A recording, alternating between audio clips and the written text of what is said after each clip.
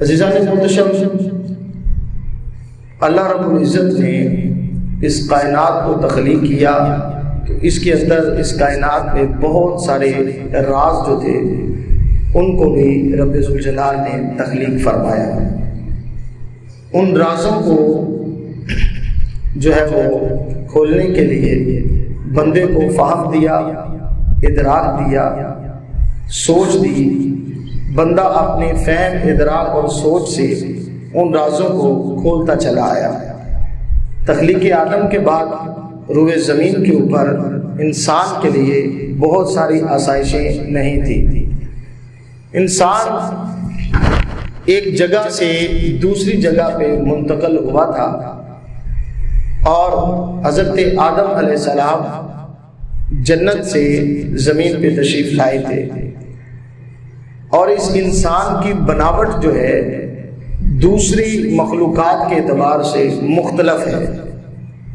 انسان بالکل اسٹریٹ سیدھا ہوتا ہے، اور اگر آپ دیگر جانوروں کو دیکھیں گے تو چوپائے جو ہے ان کا رخ جو ہے وہ زمین کی طرف ہوتا ہے۔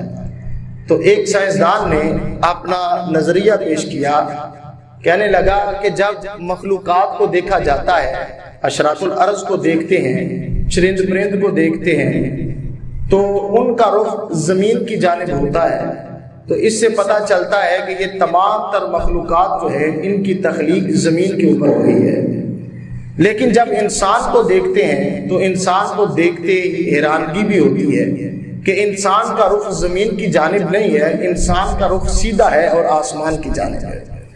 تو یہ جو سیدھا آسمان کی جانب ہے یہ ہمیں بتاتا ہے کہ انسان جو ہے یہاں کی تخلیق نہیں ہے، یہ آسمانوں سے اتارا گیا ہے۔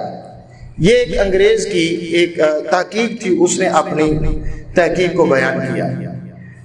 یہ چیز آج سائنسدان بیان کرتا ہے، جبکہ قرآن نے اس کو 1400 سال 1450 سال قبل بیان کر دیا تھا کہ یہ آدم جو ہے یہ جنت سے زمین پہ اتارا گیا ہے، اور ان کی آدم کی ایک زوجہ تھی جن کا نام حضرت حوا ہے، وہ بھی جنت سے زمین پہ نازل ہوئی، ان کو بھی اتارا گیا۔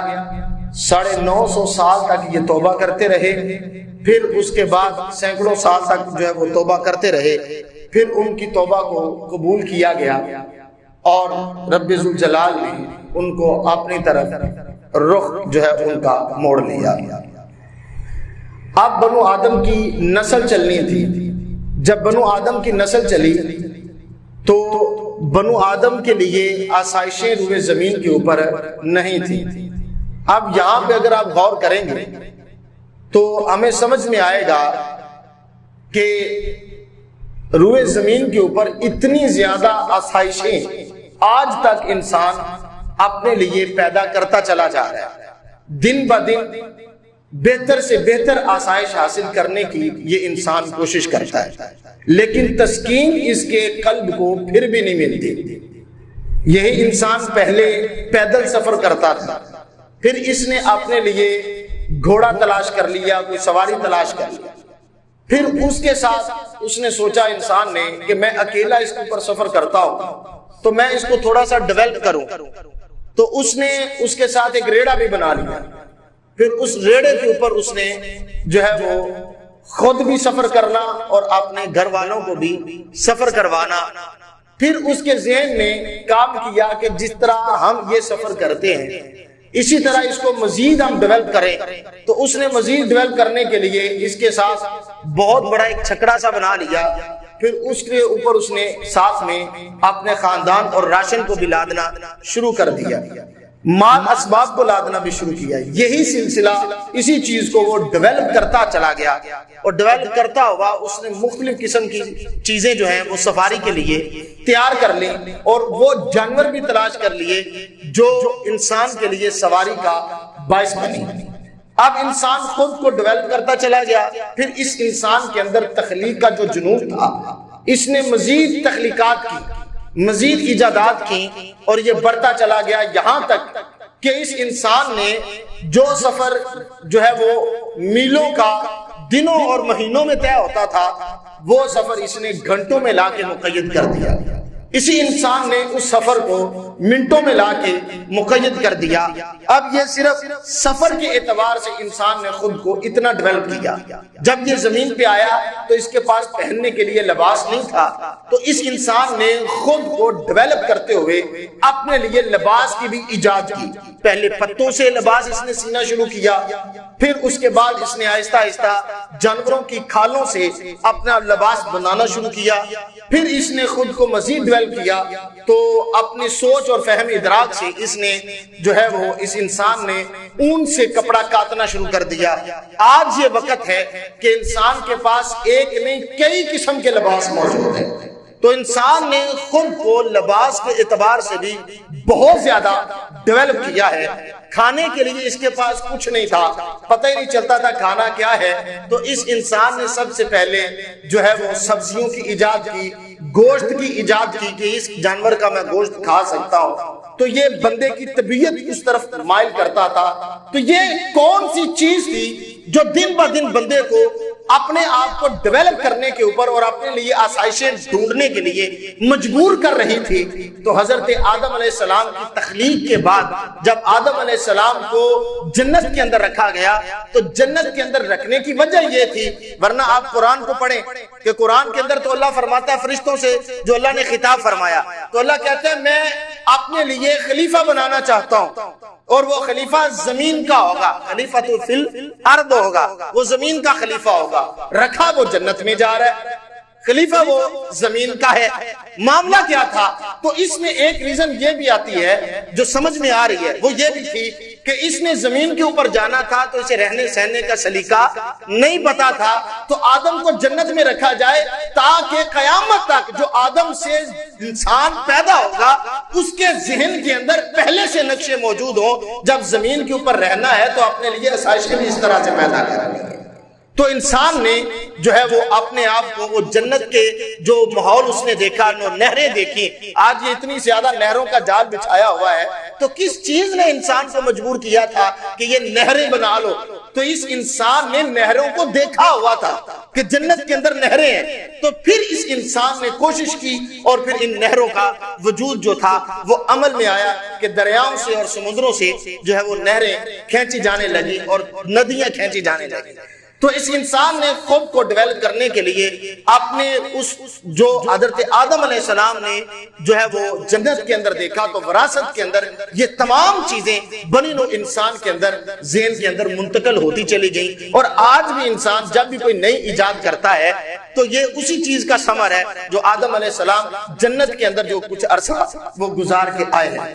تو عزیزان محتشم، اپنے آپ کو ڈیولپ کرنا اور اپنے لیے سہولیات کو پیدا کرنا اور نئی سے نئی چیز کو ایجاد کرنا، یہ سائنس کہلاتا ہے۔ اس کو آپ سائنس کہہ سکتے ہیں کہ یہ سائنس ہے، نئی چیز کو پیدا کرنا اور اس کو نئی چیز کو ایجاد کرنا اور پھر اس سے اپنی سہولت جو ہے وہ حاصل کرنا، اس کو سائنس کہہ سکتے ہیں۔ پہلے قدیم سائنس یہ ہے کہ مسالوں کا پتہ نہیں تھا تو مسالے پیدا کیے گئے، تو جس نے پیدا کیے وہ اس وقت کا سائنسدان تھا، جسے لوہے سے ہتھیار بنائے، جس نے سب سے پہلے جس نے شروع کیا لوہا پگھلایا، لوہے کی جو ہے وہ سب سے پہلے لوہے کی جو ہے اس نے تحقیق کی کہ یہ لوہا ہے، یہ فولاد ہے اور یہ اس سے ہم ہتھیار تیار کر سکتے ہیں، تو اس نے پگھلا کے اس سے لوہے کے ہتھیار تیار کیے، تو وہ اس اعتبار سے وہ لوہے کا سائنسدان تھا۔ تو جس دور کے اندر جتنی بھی نئی چیزیں ایجاد کی گئیں، اس ایجاد کو کرنے والا وہ سائنسدان ہی تھا۔ اللہ رب العزت نے ہر دور کی سائنس کے اوپر، سائنس کے منہ کے اوپر تماچا مارنے کے لیے اپنے نبیوں کو مبعوث کیا تھا کہ تم جتنی مرضی ایجادیں کر لو، تمہارا رب تم سے بڑا ہے، وہ تمہیں ایک بندہ دے گا، وہ نبی ہوگا یا رسول ہوگا، وہ تمہیں معجزہ کر کے دکھائے گا، تمہاری سائنسیں دری کی دری رہ جائیں گی، اللہ کی عطا کردہ جو طاقت ہے وہ سب سے زیادہ بڑی ہوگی۔ تو اللہ رب العزت نے اسی اعتبار سے اپنے انبیاء کو معجزات عطا کیے، جیسے حضرت نوح علیہ السلام نے کشتی کو تیار کیا اور جو ہے وہ اس اعتبار سے اس قسم کا کام اس دور کے اندر کوئی کر سکا نہیں۔ حضرت نوح علیہ السلام نے وہ کام کیا، یا دیگر جو حضرت داؤد علیہ السلام تھے، اب ان کا لہن بڑا کمال کا تھا، اور پھر جو ہے وہ اپنے ہاتھ کے ساتھ وہ لوہے کو مولڈ کر دیتے اور جس بھی شکل میں انہوں نے ڈھالنا ہوتا موم کی طرح وہ مروڑ دے کے اس کو اس شکل میں ڈھال لیا کرتے تھے، جبکہ لوہے کو پگھلانا پھر اس کو شکل دینا بڑا ہی مشکل کام تھا اور اس کے اوپر وہ محنت کرتے تھے۔ حضرت داؤد علیہ السلام کے ہاتھوں کے اندر رب ذوالجلال نے یہ معجزہ رکھا ہوا تھا۔ حضرت عیسیٰ علیہ السلام جو ہے وہ اپنے بغل کے اندر ہاتھ ڈال کے باہر نکالتے ہیں تو وہ روشنی کی طرح چمکنا شروع ہو جاتا ہے، جبکہ دوسروں کو روشنی جلانے کے لیے جو ہے وہ چیزوں کی مختلف چیزوں کی ضرورت ہوتی تھی روشنی حاصل کرنے کے لیے، لیکن عیسیٰ علیہ السلام کو رب ذوالجلال نے یہ معجزہ بھی عطا کیا۔ پھر آپ کو یہ معجزہ بھی عطا ہوا کہ آپ کے دور کے اندر طب کا بڑا عروج تھا۔ حضرت عیسیٰ علیہ السلام کے دور کے اندر طب کا بڑا عروج تھا، تو ان کے پاس 2 مرضوں کا جو ہے وہ علاج نہیں تھا، ایک 3 مرض، ایک تھا مادرزاد اندھا، اس کا علاج ان کے پاس نہیں تھا جو ماں کے پیٹ سے اندھا پیدا ہو، ایک تھا کوڑی برس کا علاج ان کے پاس نہیں تھا، تیسرا موت کا علاج ان کے پاس نہیں تھا۔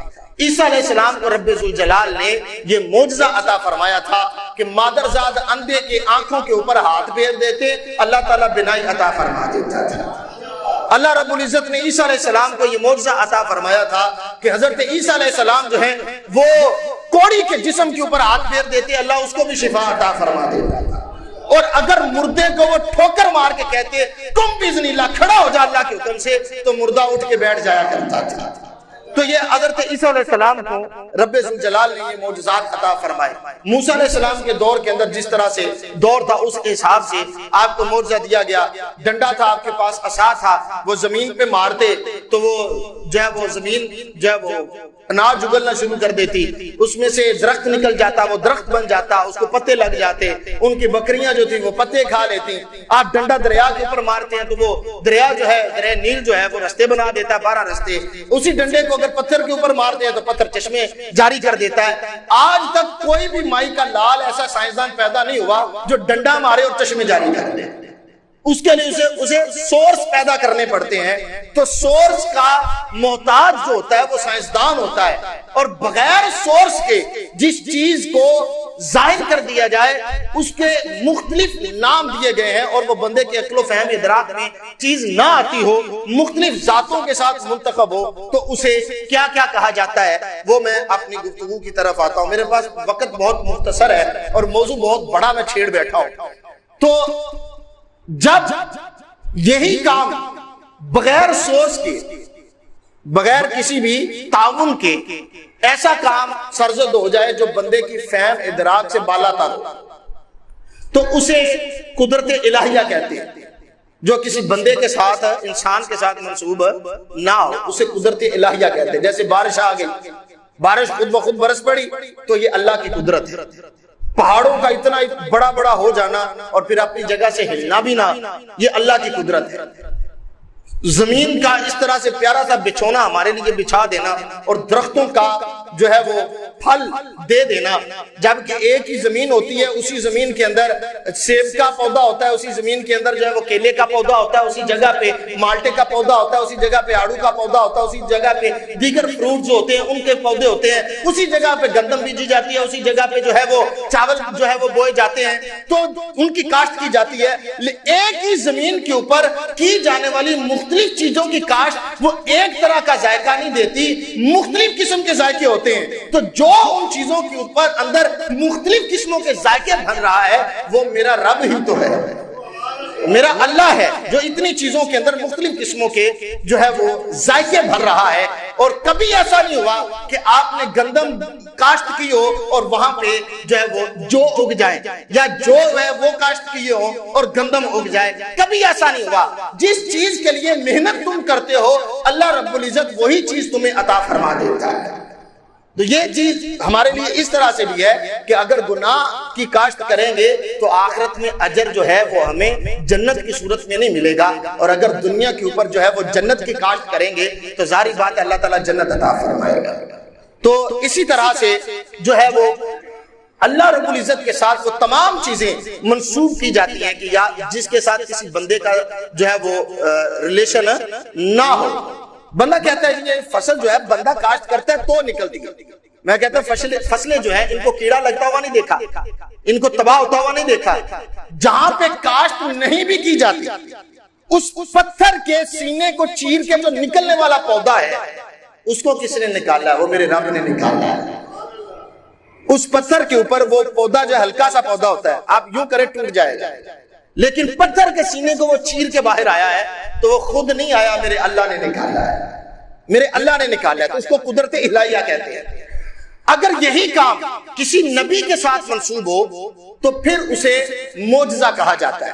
اعلان نبوت سے قبل ہو تو پھر اسے معونت کہا جاتا ہے، اعلان نبوت کے بعد ہو تو اسے معجزہ کہا جاتا ہے. تو اگر یہی کام جو بندے کی فہم ادراک اور سوچ سے بالا تر جو ہے وہ کسی باعمل مسلمان سے ایسی سرزد ہو جائے، جیسے ایک بندہ نمازی ہے، نماز پڑھنے والا ہے، تہجد گزار ہے، اور وہ اپنا تاجر بھی ہے، تاجر بھی نیک ہے، ایماندار ہے، اس کے اندر فسق فجور نہیں پایا جاتا اور وہ باعمل مسلمان ہے، تو اس سے کوئی ایسا کام سرزد ہو جائے، جیسے مسجد سے نکلا تو ایک بیمار بچہ تھا تو ماں نے کہا کہ حاجی صاحب اس کو ذرا دم تو کر دے، تو حاجی صاحب نے درود پاک پڑھ کے اس کو ویسے دم کر دیا، تو دم کیا، اللہ نے اس کو شفا دے دی. تو ایسا باعمل شخص اس کی وجہ سے کوئی ایسا کام سرزد ہو جانا جو عقل اور سوچ فہم ادراک سے بالا تر ہو تو اسے ارہاس کہا جاتا ہے. بالکل باریک سی لائن ہے جس کو میں بیان کرنے لگا ہوں، اور یہ اس لیے بیان کر رہا ہوں کہ ہم نے جو ہے نا وہ ہر لوٹے شاہ اور بوٹے شاہ کے پیچھے چل پڑتے ہیں. یہ اس لیے بیان کر رہا ہوں، اور بڑا اوکھا سا موضوع ہے، اگر سمجھ میں آ جائے تو ہم جو ہے وہ گمراہ ہونے سے بچ جائیں گے. تو اب وہی کام جو بندے کی فہم ادراک اور سوچ سے بالا تر ہو، جو نہ آتا ہو سوچ میں، تو وہ کسی اللہ کے ولی سے سرزد ہو جائے جو باشرہ بھی ہو اور قرب الہی بھی اس نے حاصل کیا ہو. اور ولی کب بنتا ہے؟ پہلے اس کے اوپر میں حدیث کوٹ کر دیتا ہوں. حدیث پاک ہے کہ ولی کب بنتا ہے؟ کثرت نوافل کی وجہ سے بندہ اللہ کا ولی بنتا ہے. جو بندہ کثرت نوافل کرتا ہے نا، فرائض و واجبات کے ساتھ ساتھ، سنت موقدہ کے ساتھ ساتھ وہ نفلی عبادت بھی کرتا ہو، راتوں کو اٹھ کے اپنے اللہ کو راضی کرتا ہو، اس کے اندر تکبر نہ ہو، اس کے اندر میں نہ ہو، وہ لوگوں کا حق نہ مارتا ہو، وہ لوگوں کے ساتھ مس بیہیویئر نہ کرتا ہو، وہ جو ہے وہ دولت کا خواہاں نہ ہو، وہ دنیا دار کی چیزوں کے بہت ہی بڑی گڈی سے بین والا پیر جو ہے وہ ولی نہیں ہو سکتا. ولی وہی ہے جس کو اللہ نے ولایت عطا فرمائی ہے، جو بالکل کپڑے اتار دے اور ننگا پھرے اور ننگے شاہ بن جائے، وہ ولی نہیں ہو سکتا، کیونکہ وہ شریعت کی حد توڑ رہا ہے، اور جو شریعت کی حد کو توڑ دے وہ اللہ کا ولی نہیں ہو سکتا، کسی صورت بھی نہیں ہو سکتا. اور تمام مسالک اس کے اوپر، تمام مسالک کا اجماع ہے کہ جو بندہ شریعت کی حدیں توڑتا ہے وہ اللہ کا قرب حاصل نہیں کر سکتا، اور جو اللہ کا قرب حاصل نہیں کر سکتا وہ اللہ کا ولی نہیں ہو سکتا. تو عزیزان محترم، جو کثرت نوافل پڑھے، یہ حدیث پاک ہے بخاری شریف کی، وما یزال عبدی یتقرب الی بالنوافل، فرمایا میرا بندہ برابر نوافل پڑھتا رہے تو اللہ اپنا قرب عطا فرما دیتا ہے. یہ حدیث پاک ہے. کتنا حتی احبہ، کہ یہاں تک کہ اللہ رب العزت حتی احبہ، کہ اللہ تعالیٰ خود اس کے ساتھ محبت کرنی شروع کر دیتا ہے جب بندہ کثرت نوافل سے اللہ کا قرب حاصل کرتا ہے. اور پھر آگے فرمایا کنت سمعہ الذی یسمع بہ، بخاری شریف کی حدیث پاک ہے، میں اس کی سماعت بن جاتا ہوں جن کانوں کے ساتھ وہ سنتا ہے. پھر فرمایا وبصرہ الذی یبصر بہ، اور اس کے جو ہے وہ آنکھیں بن جاتا ہوں جن کی آنکھوں کے ساتھ وہ دیکھتا ہے. پھر فرمایا ویدہ التی یبطش بہا، فرمایا اور اس کا ہاتھ بن جاتا ہوں جن ہاتھوں کے ساتھ وہ پکڑتا ہے. ورجلہ التی یمشی بہا، اور اس کے پاؤں بن جاتا ہوں جن پاؤں کے ساتھ وہ چلتا ہے. یہ بخاری شریف کی حدیث پاک ہے. جب بندہ اللہ رب العزت کا قرب حاصل کرتا ہے تو اللہ رب العزت اس کو یہ اپنا انعام عطا فرما دیتا ہے. یہ بخاری شریف کی حدیث پاک ہے. اور اس سے مراد یہ نہیں ہے کہ اس کی آنکھ جو ہے یہ رب کی آنکھ ہے، ایسا نہیں ہوتا. اس کی آنکھ میں اللہ رب العزت اپنی قدرت عطا فرما دیتا ہے. کہ اس کی دیکھنے والی آنکھ جو ہے اس میں اللہ کی قدرت ہے. جیسے حضرت علی شیر خدا رضی اللہ تعالیٰ عنہ جو کی روٹی کھا رہے تھے تو ماتھے پر پسینہ آ رہا تھا, تو قریبی بیٹھے ہوئے ایک شخص نے پوچھا کہ حضور ایک طرف تو بائیں ہاتھ سے در خیبر اکھیڑ دیتے ہیں اور دوسری جانب آپ جو کی روٹی کھاتے ہیں اور ماتھے میں پسینہ آ جاتا ہے, یہ ماجرا ہماری سمجھ میں نہیں آتا. تو مولا علی فرماتے ہیں یہ روٹی کھا رہا ہوں تو یہ میری اپنی طاقت ہے, جب میں میدان جہاد کے لیے میدان جنگ میں ہوتا ہوں نا تو پھر اللہ کی طاقت شامل حال ہوتی ہے, پھر اللہ کی طاقت شامل. تو یہ چیزیں ہوتی ہیں. اور یہ کیفیت ہر وقت بندے کے اوپر طاری نہیں رہتی کہ ہر بندہ جناب یوں چٹکی مارے اور کرامت دکھا دے, یوں چٹکی مارے اور جناب والا کام دکھانے شروع کر دے. یہ ہر وقت کیفیت طاری نہیں ہوتی. کبھی بندے کے اوپر روحانیت غالب ہوتی ہے اور کبھی بشریت غالب ہوتی ہے. اور جب روحانیت غالب آتی ہے, وہ روحانیت جو ہے وہ سوٹیں لگا کے, چرسیں پی کے, دمالے ڈال کے, ڈھول بجا کے اور لوگوں کو جو ہے وہ سارے محلے کو تنگ کر کے اور مریدوں سے جیبیں خالی کروا کے یہ ساری کرامتیں حاصل نہیں ہوتی. یہ روحانیت حاصل نہیں ہوتی. ایسے روحانیت حاصل ہوتی ہے جب بندہ بھوک اور پیاس کاٹتا ہو, اپنے نفس کی جو ہے وہ تزکیہ نفس کرتا ہو, علم جو ہے اس کے پاس قرآن کا پورا ہو, حدیث کا علم بھی ہو. اور وہ جیسے حضرت سلطان باؤ نے فرمایا کہ علم آباد جو کرے فقیری کافر مرے دیوانہ ہو. تو علم کے بغیر فقیری بھی کسی کام کی نہیں ہے. جو بندہ علم حدیث اور علم قرآن کے اوپر بھی عبور رکھتا ہو, پھر وہ تزکیہ نفس کرتا ہو, اور تزکیہ نفس کر کے اس نے نفلی عبادتیں بھی کی ہو, پھر وہ اللہ کا قرب حاصل کرتا ہو, تو پھر اللہ تعالیٰ کی رحمتیں اس کے اوپر نازل ہوتی رہتی ہیں. ایسے بندے کے اوپر ہر ایرے گہرے نتو کہرے کے اوپر بندہ وہ ولایت کا دعویٰ کر کے بیٹھ جائے تو ایسے ہوتا نہیں ہے. حضرت شیخ عبد القادر جیلانی رحمۃ اللہ علیہ جنہ دی 11ویں شریف عزیز دوانے ہیں, آپ فرماتے ہیں کہ جو رسول اللہ کی ایک سنت کا بھی تارک ہے وہ شوبدہ باز جادوگر تو ہو سکتا ہے, اللہ کا ولی نہیں ہو سکتا, اللہ کا ولی نہیں ہو سکتا. اور آپ فرماتے ہیں حضرت داتا گنج بخش علی حجویری رحمۃ اللہ علیہ جن کا عرس بھی ہم مناتے ہیں, عرس بھی ایسی بڑے کام پانے ہیں, اور جناب بڑا دودھ جو ہے وہ وہاں پہ بانٹا جاتا ہے, اور خالص کہتے ہیں جب کسی کو خالص دودھ نہ ملتا ہو داتا صاحب کے عرس کے اوپر چلا جائے خالص دودھ مل جائے گا. میں کہتا ہوں وہ خالص دودھ عرس کے اوپر بانٹنے والا وہ داتا صاحب کی تعلیمات کو نہیں جانتا. کیا وہ یہ تعلیم دینے آئے تھے کہ پورا سال ملاوٹ والا اور کیمیکل والا دودھ بیچنا اور میرے عرس کے اوپر خالص دودھ بانٹتے رہنا؟ انہوں نے تو اپنے عرس کی بات ہی کوئی نہیں کی, پوری کشف معجوب پڑھ کے دیکھ لی. انہوں نے تو اپنی بات ہی نہیں کی کہ میرے اوپر آ کے چڑھاوے چڑھانا پھر تم کامل ہو جاؤ, نہیں کی انہوں نے.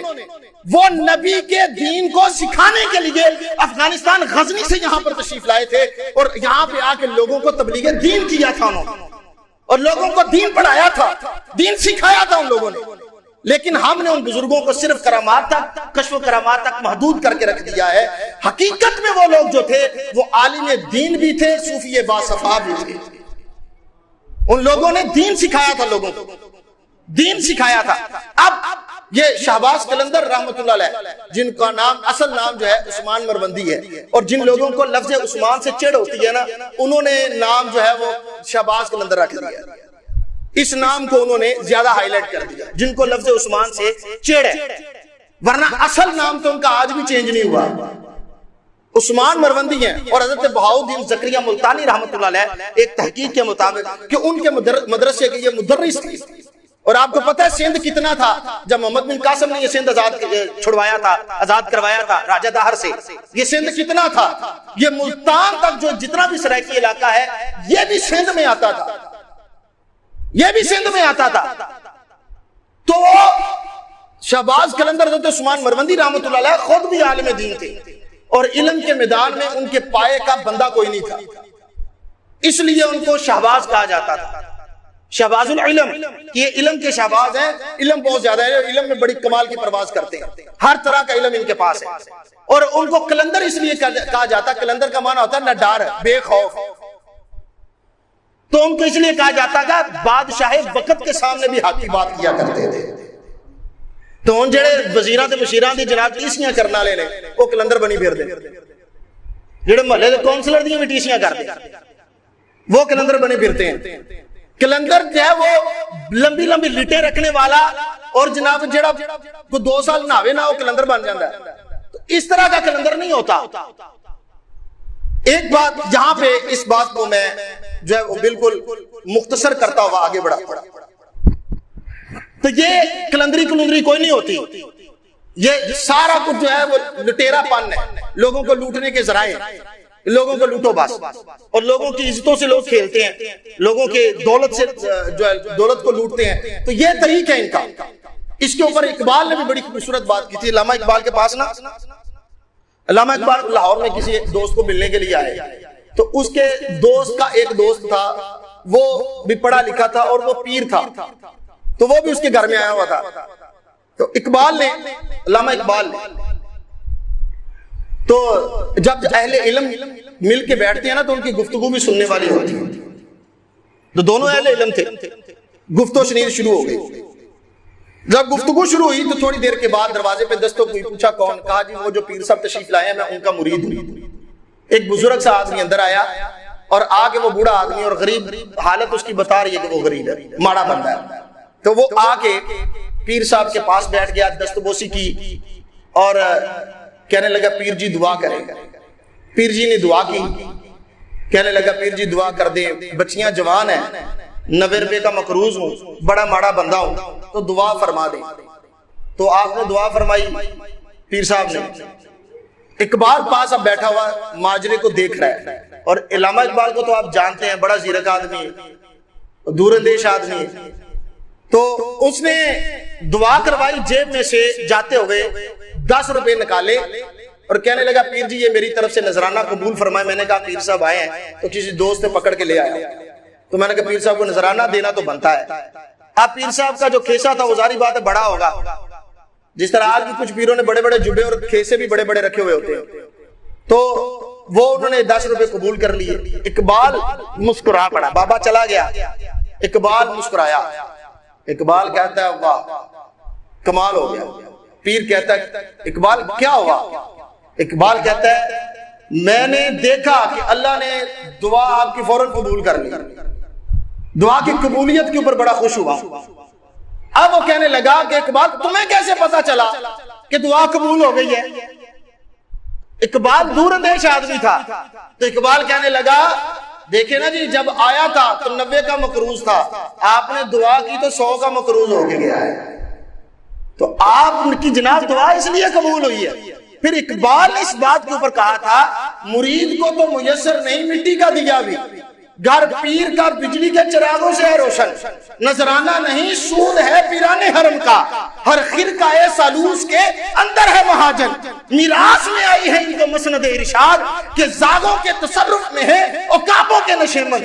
جہاں پر روح کی تربیت کی جاتی تھی آج وہاں پہ لٹیرے آ کے بیٹھ گئے ہیں، جہاں پہ پہلے شاہین بیٹھا کرتے تھے وہاں پہ آج کبوں نے آ کے ڈیرے لگا لیے ہیں، مردار کھانے والے آ کے وہاں پہ بیٹھ گئے ہیں۔ پہلے لوگ شکار کر کے کھایا کرتے تھے، آج مردار کھانے والے آ کے بیٹھ گئے ہیں۔ یہ حالات آج کل کے جو ہے وہ جعلی پیر خانوں کا بھی ہو چکا ہے کہ مرید ماڑا ہو یا تگڑا ہو، جب تک نذرانہ نہیں دے گا قرب نہیں ملے گا، قرب نہیں ملتا۔ تو یہ حالات ہو چکے ہیں، اور ساری عقیدت بھی ایڈی کون نہیں ہوندی ہے پیر صاحب کی نظر تے نہیں چڑھے، میں نے تو پراڈو لے کے ویکھیے پیر صاحب کی نظر تے چڑھدا کہ نہیں چڑھدا، تو افسر بن کے ویکھیے پیر صاحب کی نظر تے چڑھدا کہ نہیں چڑھدا۔ وہ درش اور تھے اور بہت کم ملتے ہیں آج کے دور میں بھی، جو کسی افسر اور بڑے جو ہے وہ سیاستدان یا بڑے لیڈر کے آنے کے اوپر وہ کہے کہ جاؤ اس کو کہو ہم دنیا کے بادشاہوں کے منہ نہیں لگتے، بہت کم ملتے ہیں۔ حضرت شیخ عبد القادر جیلانی رحمۃ اللہ علیہ کی بارگاہ میں عباسی خلیفہ آ گیا نا، تو وہ آ کے خلیفہ آیا تو کہنے لگا جی ملنا چاہتا ہوں۔ آپ نے فرمایا ہم نے بادشاہوں سے ملاقات نہیں کرنی، ہم نہیں ملتے۔ خیر ضد کی، آ گیا، آیا ملا تو نذرانہ دینا چاہا، آپ نے فرمایا جا چلے جا، میں نسبت رسول کا پاس رکھ رہا ہوں، مجھے تیرا نذرانہ نہیں چاہیے، جا چلے جا، تو نے بڑا ظلم کیا، غریبوں کا خون چوسا ہوا تو نے، نکل جا یہاں سے۔ آج آپ دیکھیں تو صحیح، یہی 11ویں دلوانے والے جو بڑے بڑے آستانے ہیں، ان کے آستانوں کے اوپر ماڑے بندے کی پتہ نہیں پرسش ہوتی ہے کہ نہیں ہوتی، اس کو پتہ نہیں پوچھا جاتا کہ نہیں جاتا، لیکن وزیروں کو اپنے ساتھ فرنٹ کے اوپر بٹھایا جاتا ہے۔ کیا یہ وزیر جو حق حلال کی کھا کے آ رہے ہیں، آپ کو اور ہمیں پتہ نہیں ہے کیا یہ جو بڑے بڑے عہدوں والے ہیں، بڑے بڑے آفیسرز ہیں، یہ رشوتوں کے بغیر ان کی جناب جو ہے بی ایم ڈبلیو آ جاتی ہے یا مرسڈیز ان کے نیچے آ جاتی ہے؟ تنخواہوں سے تو گھروں کے کچن نہیں پورے ہوتے، جتنے اخراجات اور جتنے خرچے ہوتے ہیں ان کا آڈٹ کروایا جائے تو پتہ چلے یہ لوگ کتنا حرام کھاتے ہیں۔ پر مسئلہ تو یہ آڈٹ لینے والے بھی تو رشوت ہی کھاندے ہیں۔ اب کرے کیا بندہ؟ آوے کاوے بگڑا ہوا ہے یہاں پہ۔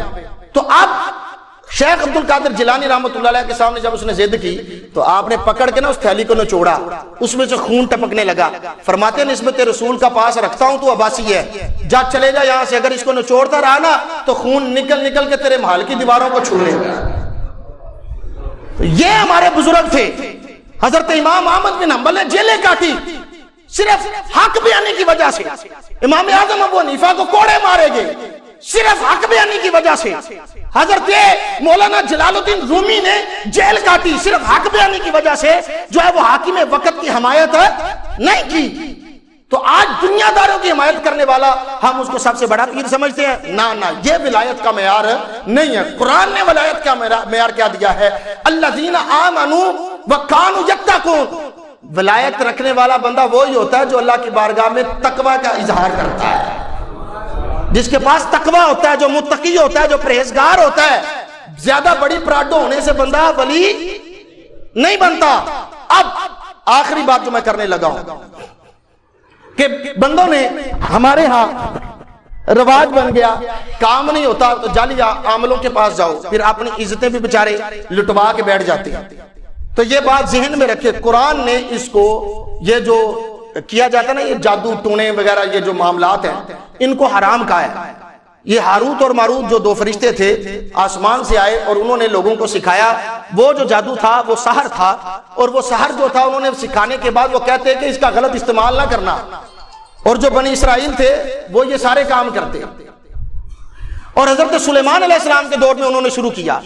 جب حضرت سلیمان علیہ السلام کے دور میں انہوں نے یہ کام شروع کیا نا، یہ جادو شادو کا، تو ان کے پاس کتابیں تھی، ان میں سے پڑھتے اور جادو کرتے اور جادو سیکھتے۔ حضرت سلیمان علیہ السلام کو پتا چلا، انہوں نے منع کر دیا، ساری کتابیں لے کے اپنے تخت کے نیچے دبوا دی۔ جب آپ کا انتقال ہوا حضرت سلیمان علیہ السلام کا، تو شیطان نے آ کے ان کو رہنمائی دی کہ اس کو اکھاڑو گے نا تخت کے نیچے جو ہے وہ کتابیں ہیں جن کی وجہ سے سلیمان علیہ السلام کے پاس اتنے معجزات تھے یا وہ اتنا کام کرتے تھے۔ تو انہوں نے حضرت زکریہ علیہ السلام نے حضرت سلیمان علیہ السلام کے تخت کے نیچے سے وہ کتابیں بنی اسرائیل نے نکال لی، اور بنی اسرائیل نے وہ کتابیں نکال کے اس کو پڑھنا شروع کر دیا اور سیکھنا شروع کر دیا۔ رسول اللہ کے دور تک یہی کام ہوتا رہا، اور اسی دورانیے میں ہاروت اور ماروت بھی آئے تھے۔ تو ان کے مد مقابل جو کالا جادو وہ سکھاتے تھے، ان کے مد مقابل انہوں نے سحر سکھانا شروع کیا، اور کہا کہ یاد رکھنا اس کو غلط استعمال نہیں کرنا۔ اس کو سورہ بقرہ کے اندر جو ہے آیت نمبر 102 میں بیان کیا گیا، وَاتَّبَعُوا مَا تَتْلُو الشَّيَاطِينُ عَلَىٰ مُلْكِ سُلَيْمَانَ وَمَا كَفَرَ سُلَيْمَانُ وَلَٰكِنَّ الشَّيَاطِينَ كَفَرُوا يُعَلِّمُونَ النَّاسَ السِّحْرَ وَمَا أُنزِلَ عَلَى الْمَلَكَيْنِ بِبَابِلَ ہاروت و ماروت۔ یہ ہاروت اور ماروت کا ذکر ہو رہا ہے کہ انہوں نے کہا کہ ان جادو کو یہ جو ہم تمہیں سکھائیں گے، یہ جادو جو سکھاتے ہیں، وَمَا يُعَلِّمَانِ مِنْ أَحَدٍ حَتَّى يَقُولَ إِنَّمَا نَحْنُ فِطْرَةٌ فَلَا تَكْفُرْ۔ فرمایا اور وہ دونوں کسی کو کچھ نہ سکھاتے جب تک یہ نہ کہہ لیتے کہ ہم تو نری آزمائش ہیں، تم اپنا ایمان جو ہے اس کو سلامت رکھنا، اس کی وجہ سے فتنے میں نہ پڑنا، اس کا غلط استعمال نہ کرنا۔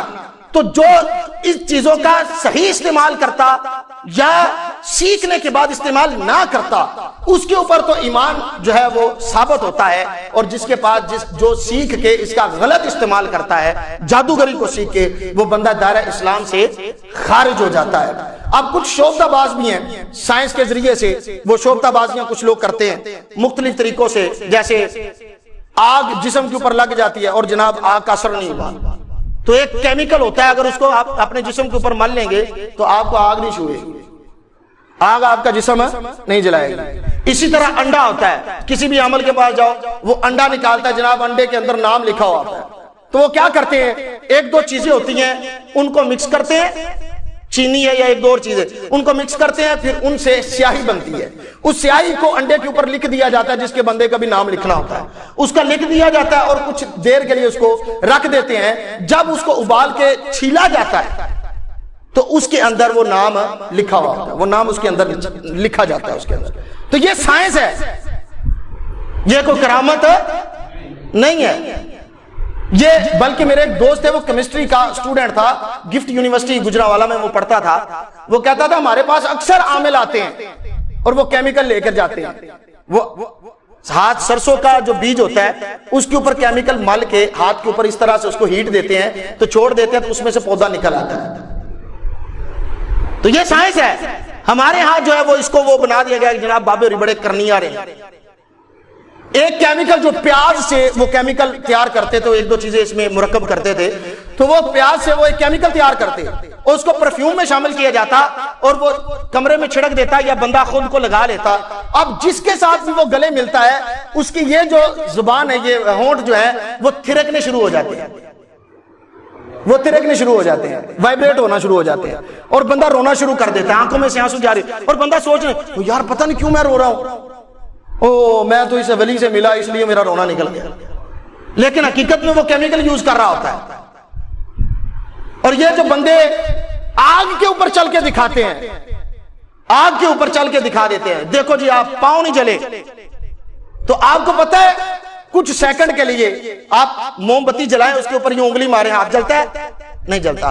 کچھ سیکنڈ کے لیے اگر آپ کی سپیڈ چلنے کی اتنی ہے تو آپ اس کے اوپر چل کے کچھ سیکنڈ میں آگ کو کراس کر لیں، آپ کے پاؤں نہیں جلیں گے، لیکن اگر تھوڑی دیر رک گئے تو جلیں گے، اس کے ٹیشوز ہوتے ہیں وہ جلیں گے۔ پھر اس کے اوپر جو بندے آگ کو کھا لیتے ہیں، منہ میں ڈال لیتے ہیں، وہ کیمیکل یوز کرتے ہیں، اپنے جسم کے اوپر کیمیکل لگا لیتے ہیں، اور جب تک وہ کیمیکل کا اثر رہتا ہے اس وقت تک وہ بندہ جلتا، اور یہ کرامتیں نہیں ہیں، یہ کرامتیں نہیں ہیں۔ کرامت ہر وقت کرامت کا جو ہے وہ بندے سے ظہور نہیں ہوتا، یہ تو اللہ کی عطا ہوتی ہے جب بندے کے اوپر اللہ عطا کرتے ہیں، یہ تو اللہ کی عطا ہوتی ہے۔ تو اس کے علاوہ بہت ساری چیزیں تھی اس حوالے سے دور حاضر کے اعتبار سے بتانے والی تھی۔ دعا ہے اللہ رب العزت عمل کی توفیق عطا فرمائے۔ وآخر دعوانا ان الحمدللہ رب العالمین۔